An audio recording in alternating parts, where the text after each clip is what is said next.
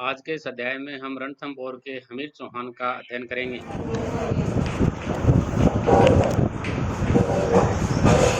देखो, पृथ्वीराज जी मारे जाते हैं, चौहान है नहीं ये। अब इसका पुत्र होता है गोविंदराज। ये जी 1194 के अंदर आ जाता है कहाँ?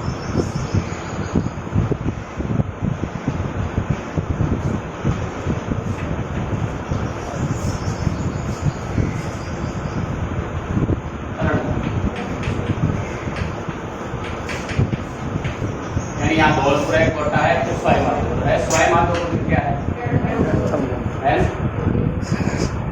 गोविंदराज जी सवाई माधोपुर आ जाते हैं और इस चौहान वंश की यहाँ पर स्थापना करते हैं। फिर इसके बाद में एक दो राजा और होते हैं, जैसे वालन है। मुख्य कुल 7 राजा होते हैं इस वंश के अंदर। फिर वाघभट होता है और जो सबसे महत्वपूर्ण होता है वो कौन होता है जी?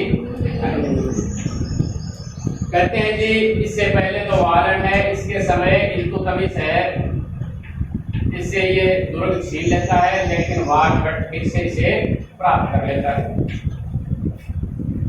और हमीर इनका सबसे महत्वपूर्ण शासक है और सबसे वीर भी यही है।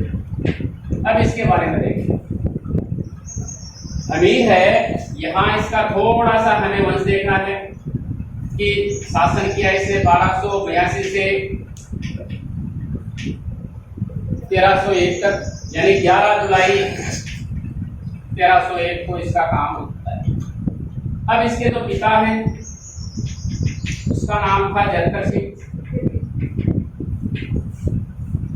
माता भी है, इसका नाम हीरा देवी, लेकिन छोड़ दो इसको, मुख्य नहीं है। पत्नी है इसकी, वो है रंग देवी, और इसकी एक पुत्री भी है देव। ये इस प्रकार से इसका पारिवारिक वर्णन है। ये थे ये 1282 से 1301 तक शासन करता है। इसका जो पिता है ये करता है 1250 से लेकर 1282, ठीक है। अब ये जो जंतर सिंह है, जंतर सिंह अपने शासन काल में, यानी जब इसका शासन रहता है उसी समय उत्तराधिकारी चुन लेता है, मृत्यु से पहले, मरा नहीं है। उत्तराधिकारी चुन दिया किसको जी? हमीर। अब ये 6 साल तक, यानी 1288 तक ये दिग्विजय की नीति अपनाता है। जो आसपास के जो भी राज्य हैं उन सभी को जीतता है। 1288 तक ही करता है ये काम। इसके बाद में थोड़ी सी ये नीति में परिवर्तित करके और फिर जो अन्य राज्य हैं उनको धन लेकर ये छोड़ देता है। आगे ये अपनी नीति फिर बदल लेता है और उसके बाद में एक समर सिंह आएंगे मेवाड़ के, और ये कहते हैं कि ये बहुत शक्तिशाली थे और ये नीति लहराने में ये सफल हो जाता है, इसलिए इसकी प्रतिष्ठा फिर और बढ़ जाती है, ठीक है। अब जो इसका पिता है जिसने करा है कितने वर्ष शासन? 32 वर्ष। तो जी 32 वर्ष से शासन करने के उपलक्ष्य में ये अपने पिता का तीसरा पुत्र था, लेकिन सबसे योग्य होने के कारण ये इसे राजा बनाता है। जो रणथंभौर का जो दुर्ग है इसके अंदर 32 खम्भों की छतरी बनाता है, अपने पिता को समर्पित करता है। बहुत बार आ जाती है ये 32 खम्भों की छतरी। किसने बनवाई? किसके लिए बनवाई? अपने पिता जंतर सिंह के लिए। इसे न्याय की छतरी भी कहा जाता है।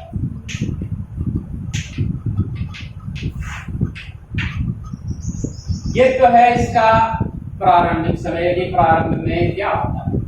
अब आगे हम चलते हैं, इससे आगे तो जी नाम आता है एक जलालुद्दीन खिलजी, यानी समय हम देखें खिलजी वंश का शासन शुरू होता है कब? 1290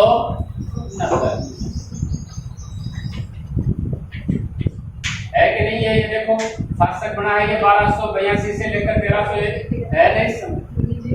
इससे पहले भी शासक रहते हैं, यानी जलालुद्दीन खिलजी से पहले भी इसने 8 वर्ष शासन किया है, लेकिन जो मुख्य शासक हैं, बलबन था अंतिम।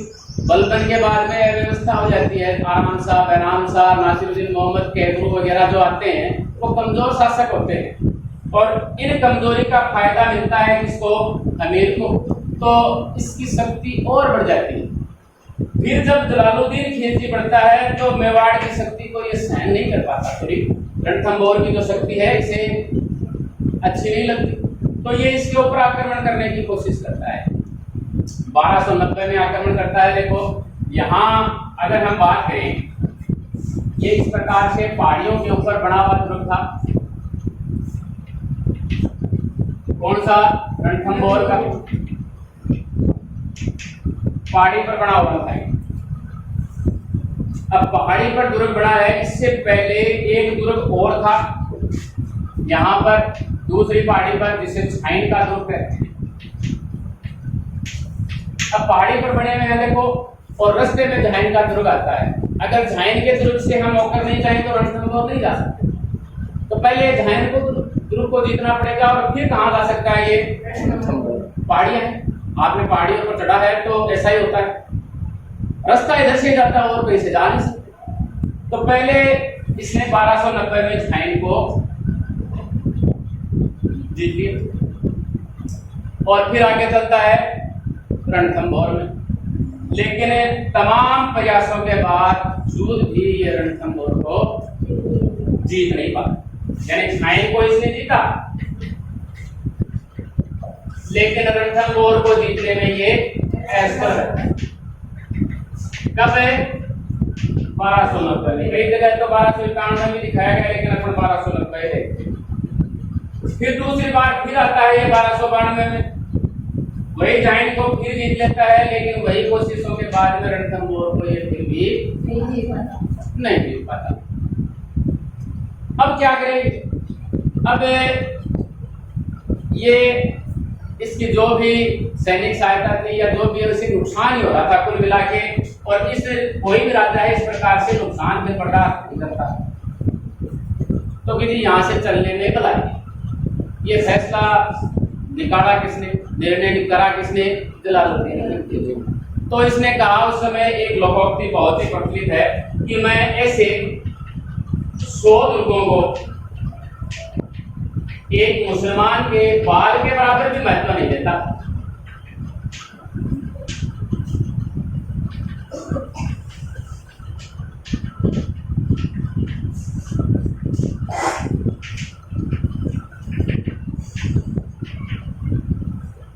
ये कहता है, वही लोमड़ी वाली कहानियां, अंगूर खट्टे, और क्या करेगा?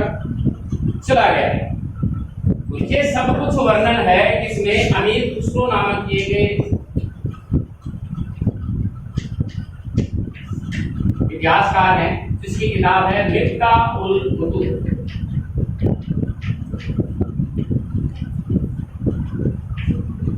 इस किताब में वर्णन, और भी किताब आएगी इसकी, खजाइनुल-फुतूह है, और उसमें वर्णन मिलेगा किसका? अलाउद्दीन खिलजी का। इसमें वर्णन है जलालुद्दीन खिलजी का। बहुत सारी किताबें इसकी, आशिका है, किस्सा-उल सादैन है, तुगलकनामा है, आशिकी है, बहुत सारी किताबें हैं। कहते हैं जी आजकल अपन वो अड्डे बोलते हैं, सीधे नहीं बोलते कई बार, तो इस प्रकार की प्रथा इसी ने शुरू करी थी। सितार है, तबला है, कव्वाली है, कई चीजों का आविष्कार किया था इसने। कई प्रकार की कविताएं लिखी है इसने, यानी जो इसने मूर्तियां लिखी हैं, जैसे गोरी सोए सेज पर, मुख पर डाले केस, चल खुसरो घर चल सांझ बहु देश। यानी जो अमीर खुसरो था, इसका गुरु था निजामुद्दीन औलिया। थोड़ी सी चर्चा करते हैं इसके बारे में। निजामुद्दीन औलिया ने कभी कहा था दिल्ली दूर, यानी दिल्ली अभी, उसका ये शिष्य था। और निजामुद्दीन औलिया जब मर जाते हैं तो ये कहते हैं,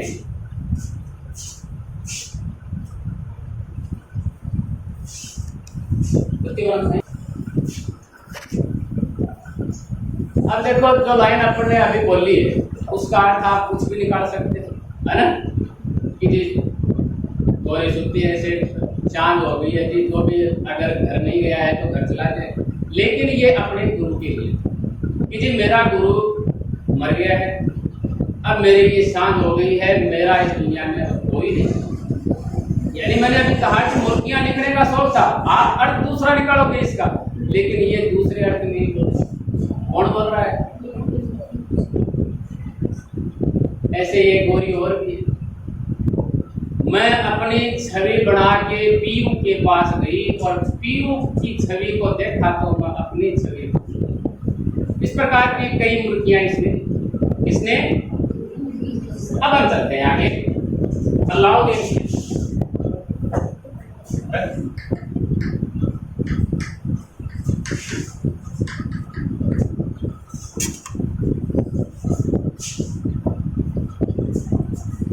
अलाउद्दीन खिलजी ने 1299 ईस्वी में गुजरात पर आक्रमण किया।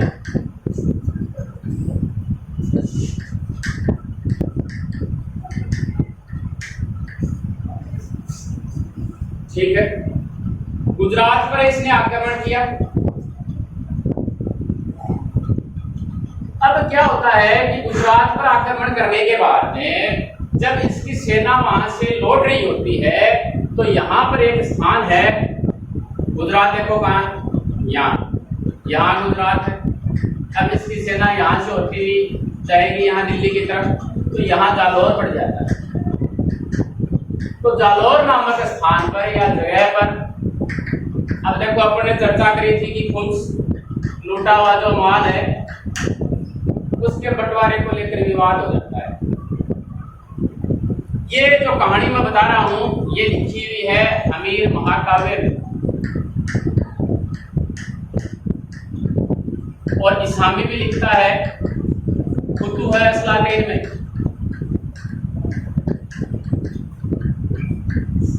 कहता है कि जो अमीर काव्य में लिखा है यह है किसका, नयन चंद्र सूरी का। जो नयन चंद्र ने कहा है वो सही है, लेकिन एक व्यक्ति और आएंगे, अमीर हट चंद्रशेखर लिखेंगे, ये और कुछ बताएंगे। जालौर नामक स्थान पर है, इनमें संघर्ष हो जाता है कि जी लूटा हुआ माल हम ज्यादा लें। कौन करता है? नव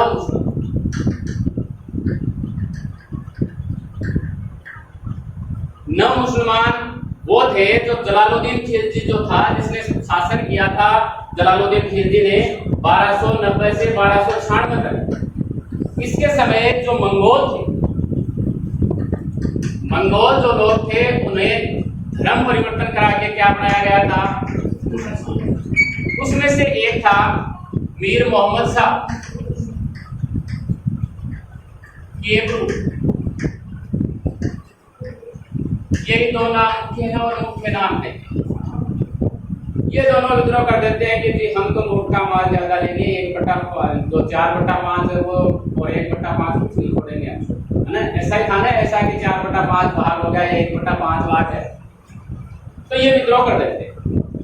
और लगभग सभी को इसके जो सेनापति हैं कुल्लू खान, इसके अलाउद्दीन खिलजी के और नुसरत खान, ये भाई था इसका, सभी को सटा देते हैं।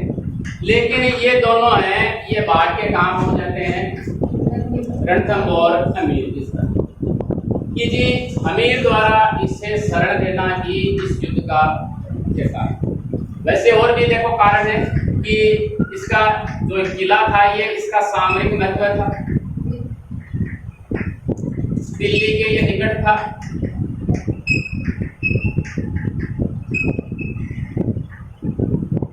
सामरिक का मतलब क्या होता है? युद्ध संबंधी। सामरिक कहीं क्या है तो सामरिक का अर्थ होता है युद्ध संबंधी कार्यों के लिए कि ये किला है वो बहुत बढ़िया लग रहा है ना, तो इसके लिए इसका बहुत ज्यादा महत्व था। और अभी तक ये अभेद्य था, इसको जीता नहीं गया था, तो ये अपनी ताकत यहाँ पर जमाना चाहता था। और दिल्ली के निकट होने के कारण कि दिल्ली के आसपास ही किलों को आप नहीं जीत पाए, वहां पर जवानों की सत्ता चल रही है, तो दिल्ली के निकट होने के कारण भी ये इसे जीतना चाह रहा था। और फिर एक साम्राज्यवादी महत्वाकांक्षा तो थी इसके अंदर कि जी ये अपना साम्राज्य बढ़ाना चाहता था। और जलालुद्दीन वाला कि जी इसका जो चाचा है वो 2 बार आक्रमण करता है और दोनों बार असफल रह जाता है। ये भी पीस मन में। और फिर आगे हम चलते, अगला कारण हमीर वाला कि हमीर ने शरण दे दी, है ना। ये है पहली कारण कि इसने रणथंभौर पर आक्रमण क्यों किया, क्योंकि मीर मोहम्मद साहब को इसने। अब दूसरी कहानी हमीर हट्ट चंद्रशेखर में बताता है कि जी एक मराठा बेगम थी चिन्ना, और पत्नी थी ये किसकी, और मीर मोहम्मद जो शाह है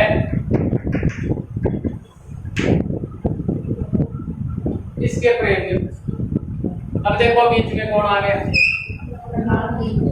लेकिन ये साइड से दोनों में प्रेम प्रसंग हो जाता है, बीच वाला गायब हो जाता है और कहते हैं कि जी इन दोनों ने मारने की योजना बनाई। कहा इसने अलाउद्दीन ने कि जी भाई तू मेरी चिमनी ने छोड़ दे, मेरे घर और बहुत ही है ना, पाँव कोई भी ले ले लेकिन चिमनी ने छोड़ दे बस। तो इसने कहा कि जी मैं मुस्लिमों से बगावत नहीं करने वाला, तो इनके मोहब्बत नहीं करने वाला, मुझे ये नजराना मत पेश करो साहिब, मैं चिमना को छोड़कर किसी और पर नहीं बनने वाला। किसने कहा, तो फिर तो ठंडी राजा था ये, और मारने की इसने योजना बनाई, तो यदि बाहर के कहां चला जाता है। दूसरा कारण था, अब आक्रमण होगा कि नहीं होगा, स्वाभाविक हो गया। तो इसके बाद के अंदर 1299 ईस्वी के अंदर ही जब गुजरात से ये वापिस आते हैं, उस समय ये आक्रमण कर देते हैं, झाइन को जीत लेते हैं। ये सबसे पहले झाइन आएगा, झाइन को जीता और 9 शहर नाम कर दिया, इसका नाम बदल दिया।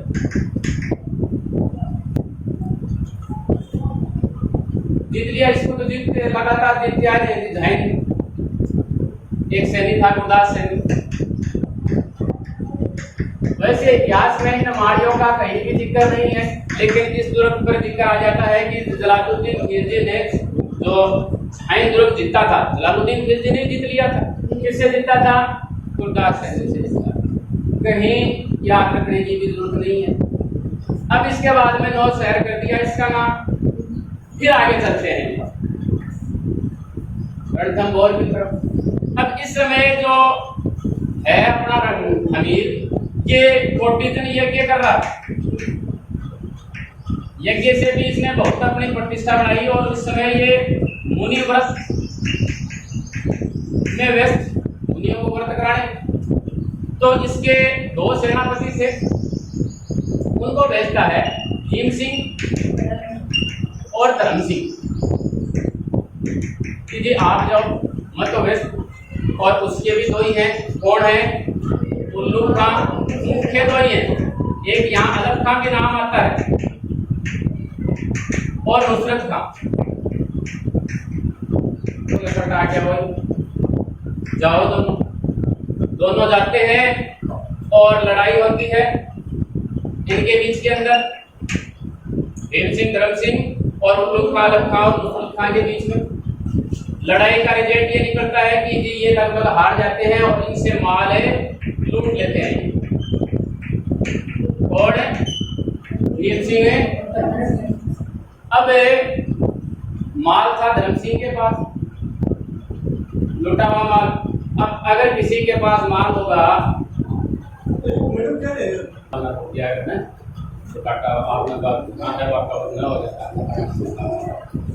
देखो, तो इनसे ये माल लूट लेते हैं, और माल लूटने के बाद में चैन कहाँ रहता है कि मेरे पास माल है, राजा के पास जल्दी से जल्दी पहुंचाते हैं। तो धर्म सिंह है वो थोड़ा तेज चलता है और भीम सिंह पीछे रह जाता है, उसके पास माल था।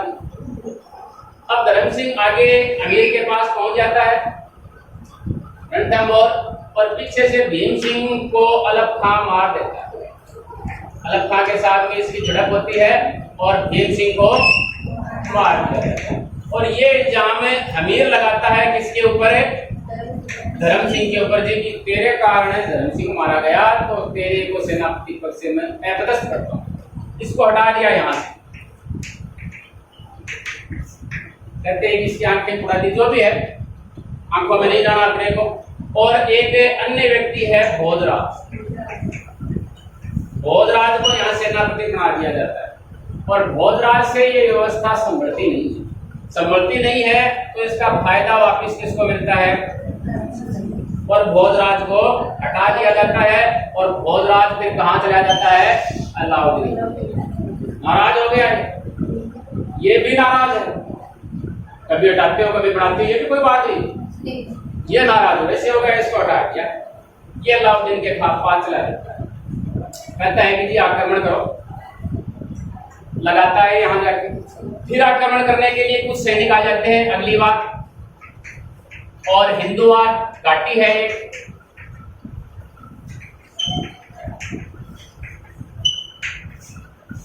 दूसरी बार आक्रमण होता है, और इस घाटी में भी जी अलाउद्दीन खिलजी हार जाता है, फिर हार गया। अब इतना बड़ा राजा है दिल्ली का कि बड़ी गड़बड़ हो रही है। फिर कहता है किसको? उल्लू खां और एक नुसरत खां को, दोनों को भेजता है अगली बार दोबारा। पहले तो ये वापस चले गए थे ना अगले आक्रमण के लिए।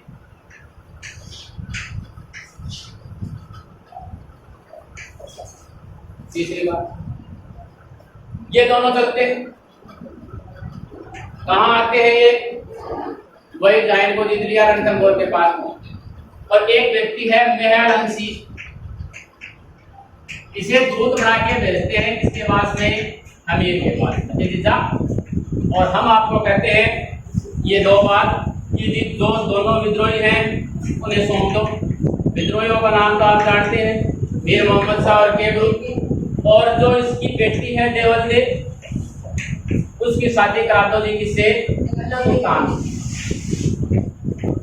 करो ये दो बार जाकर। कहते हैं कि देवल तो राजी हो जाती है, वो नहीं चाहते कि इस प्रकार से इतना बड़ा राजा है वो आके आक्रमण करे। लेकिन अमीर हट के लिए ये प्रसिद्ध है, ये राजी नहीं है, ये संघर्ष का रास्ता टूटा, यदि हम लड़ेंगे नहीं माना जाता। अब कई प्रकार के यहाँ पर जो पासिव है, यानी ये जो ध्रुव है इसके बाहर पासिव है, गर्दश है, मरकबे हैं, ये लड़ने के यंत्र हैं, ये लगाते हैं ये दोनों। और जो अमीर है अंदर वो लगाता है क्या है? गुलिया है क्या? मरकटी। और हमारा जो यंत्र है ये अंदर ये लगा देता है, यानी इनसे पत्थरों की बारिश होती है। मुख्य रूप से कहने का मतलब यही है। तो इन वाले से एक पत्थर आके लग जाता है किसके जी? नुसरत खां के एक पत्थर लग जाता है, और नुसरत खां की फिर अब उल्लू खां जो इसका भाई था, इसको जब पता चलता है तो ये सूचना देता है अलाउद्दीन को। अलाउद्दीन कहता है कि अब मैं खुद चलता हूँ। चौथी बार ये खुद चलता, और वही घोड़े वही मैदान जाइन को जीतता। फिर आगे रणथंभौर आ गए। अब काफी दिन हो गए, लेकिन रणथंभौर को ये फिर नहीं जीत पाता। तो कहता है कि हम संधि करेंगे। कोई संधि वाली बात थोड़ी देर कर लेते हैं, हम संधि करेंगे। अब अमीर जी तो चलो इतना बड़ा राजा है, संधि कर रहा है तो कोई बात नहीं, हम भी संधि कर लेते हैं। तो इसका एक सेनापति होता है रतिपाल। रतिपाल को ये संधि के लिए तुर्क से बाहर भेज देता है,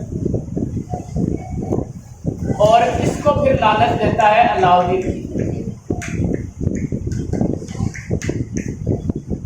कि जी ये ध्रुव को देख मैं जीतूंगा, तू सहायता नहीं करेगा तो भी जीतूंगा। अगर तू मेरी सहायता कर देता है तो इस दिनों का राजा तेरे को ही बना। अब इस प्रकार का लालच किसी को मिल जाए तो वो बाद में आ जाता है। ये बाद में आ गया और इसने एक अन्य व्यक्ति रणमल को अपनी साइड में और दिला दिया।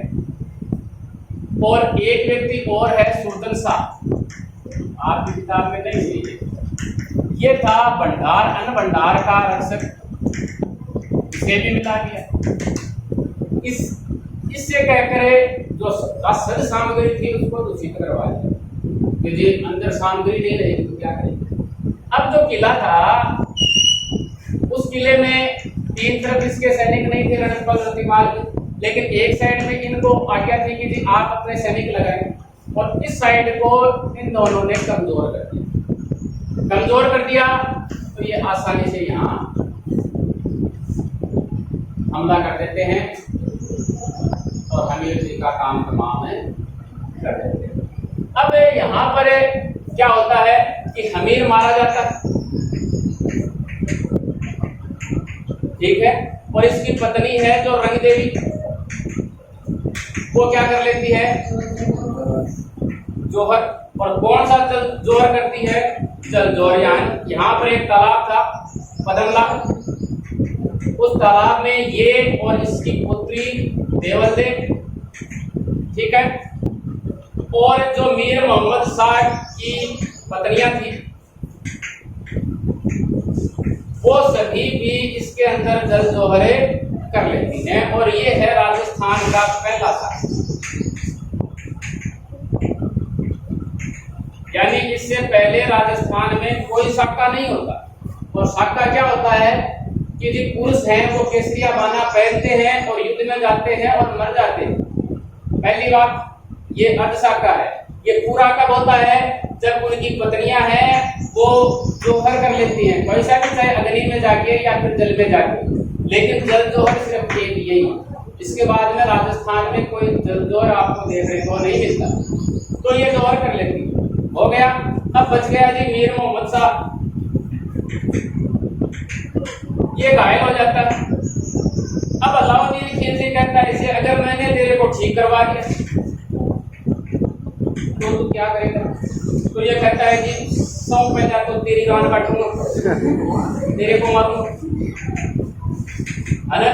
और फिर जो हमीर है इसके किसी वंशज को यहाँ का मैं राजा बना दूंगा। अब ऐसी बात कोई राजा सुनेगा तो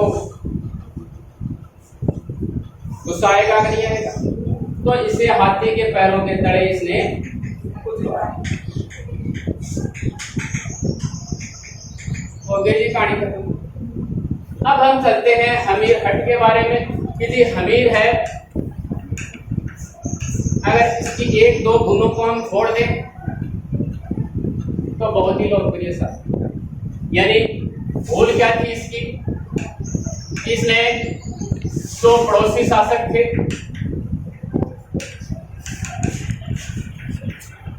इनसे इसने धन मांगा, यानी धन लूटा इससे, इसलिए जो पड़ोसी थे वो इसका साथ नहीं दे रहे। और दूसरा जो अलाउद्दीन खिलजी था इसके खिलाफ इसने कोई संगठन नहीं बनाया। अगर कोई संगठन पहले की ने देखो करों में वृद्धि कर दी थी, जब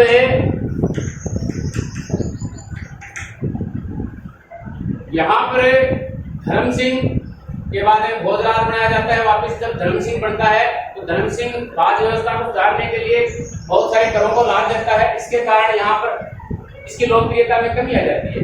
तो ये कारण रहते हैं, कहते हैं कि 16 युद्ध में ये विजेता रहा था, लेकिन 17वें युद्ध में हार गया था। तो इसने 17 युद्ध लड़े थे, वही पृथ्वीराज चौहान वाली बात है, लास्ट वाला युद्ध हारे, वही नेपोलियन बोनापार्ट भी ऐसा ही है ना। लेकिन जो हमीर है, जैसे इसने देखो सिंह समन किताब में लिखा हुआ है, सतपुरुष वचन कदली भले एक बार तिरिया तेल हमीर हट चढ़े ना मुझे। यानी शेरनी है सिर्फ एक शेर को जन्म देती है, सतपुरुष ने अगर कोई वचन दे दिया तो फिर उसको बदल नहीं सकते। केड़े का पौधा है सिर्फ एक बार ही बनता है, फिर उसके पेड़ नहीं लगते हैं। और अगर किसी स्त्री को तेल दे दिया एक बार कह दिया जाता है, फिर उसका ब्याह हो जाता है, फिर अगर कभी दोबारा ब्याह भी करना पड़े, मान लीजिए मजबूरी में कैसी भी स्थिति हो, तो उसके तेल नहीं दिया जाता। तो ऐसे ही हमीर का हक है कि एक बार उसने शरणागत को वचन दे दिया तो दे दिया, उसको अब बदला नहीं जा सकता। अब इसकी और भी किताबें हैं कई। एक तो हमीर महाकाव्य अपन ने देख ही लिया, हमीर हट देख ही लिया। इसके अलावा हमीर रासो है, जोधराज ने लिखी थी। हमीर रामायण है, भट्ट ने लिखी है। हमीर बंधन है, अमृत कैलाश ने लिखी है। इस प्रकार की किताबें हैं। ये है कभी लिख रखा है इसके अंदर।